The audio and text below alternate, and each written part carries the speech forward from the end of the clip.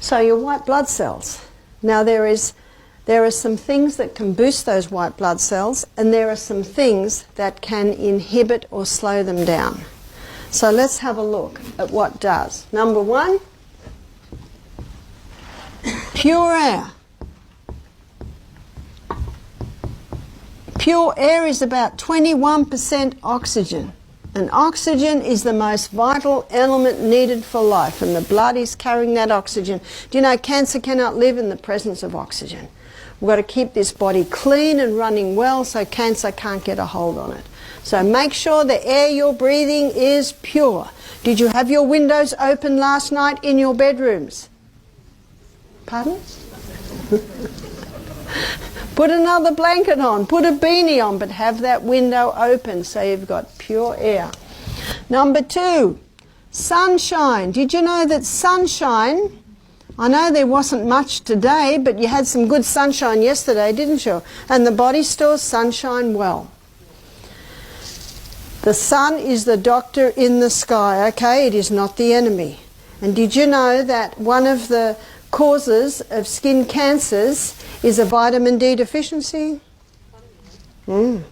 Your face only needs 15 minutes a day. Don't put any creams or potions on it. Just let the sun come on your skin. So if that sun comes out, run out into it and take as much off as you dare so that the sun's on. The sun is a healer. It'll boost your white blood cells.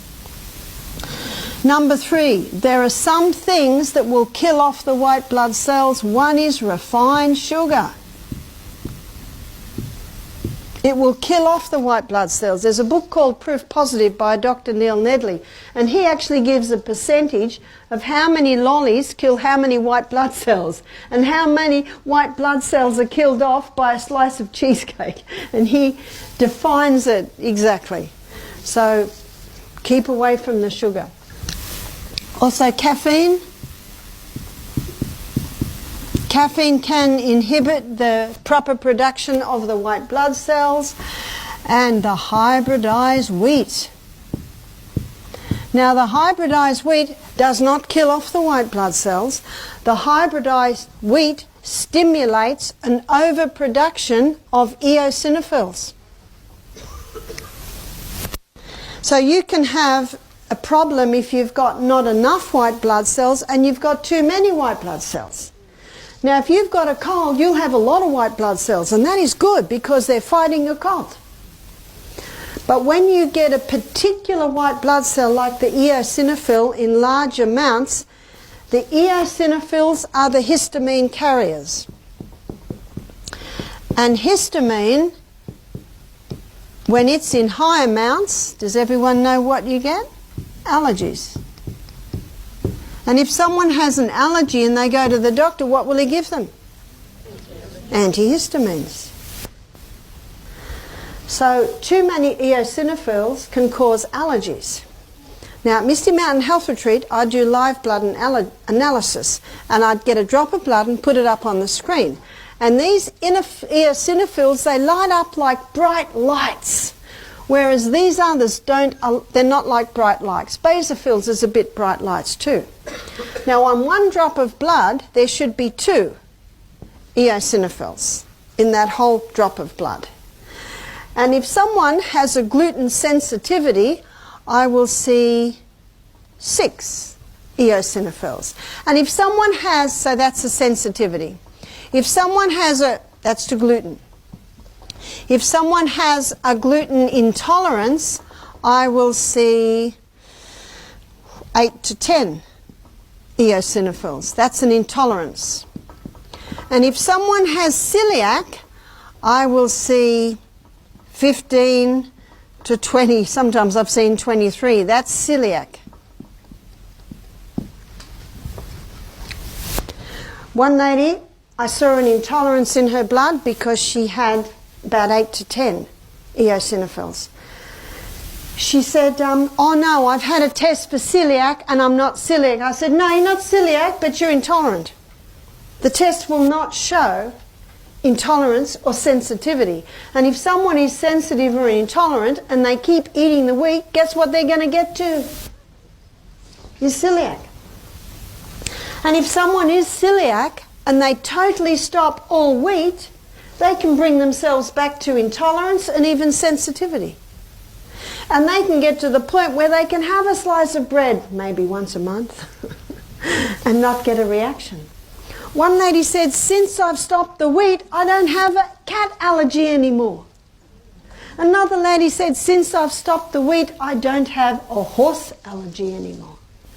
Another lady said, since I've stopped the wheat, I don't have a dust allergy. Another lady said, I don't have the pollen allergy anymore. Oh, it's much easier to blame the cat and the horse and the dust and the pollen than the wheat.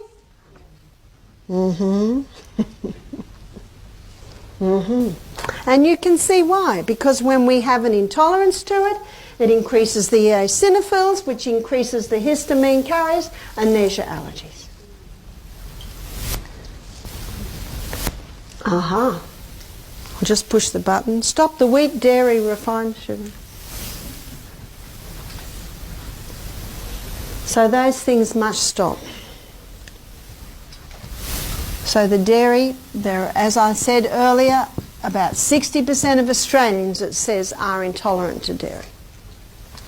How can we boost the immune system? Number 4 is sleep between the hours of 9 p.m. and 2 a.m.